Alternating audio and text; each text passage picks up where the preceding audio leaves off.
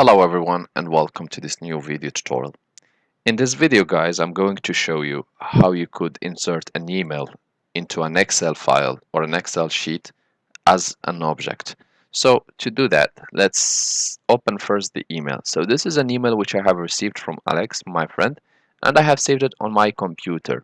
You can either save it at any format, Word, Excel, whatever, or you can just take the email from your Outlook and copy paste it into the desktop.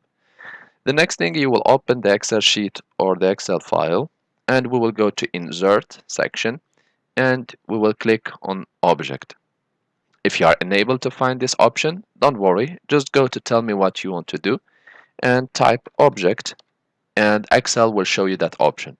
We'll click on it, and here you have the options which you would like to insert. If you have a certain specific file, a package, open document text, whatever, you can use these options. And you can also select display as icon, and it will appear as an icon in your Excel sheet.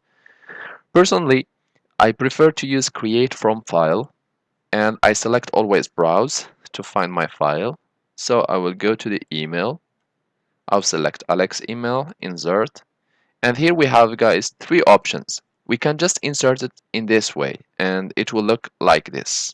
It will just upload the data exactly and show it next to the data which I want. If I want, for example, to put some comparison.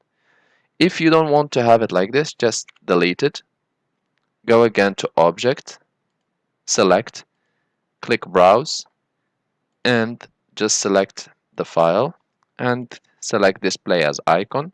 And you can change, of course, the icon style, but I prefer to leave it by default, and you can click OK.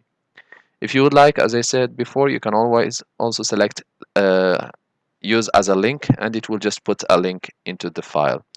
Then you will have to click Save, and the magic is done. And even if you delete the email from your desktop, you will still have it into the Excel sheet.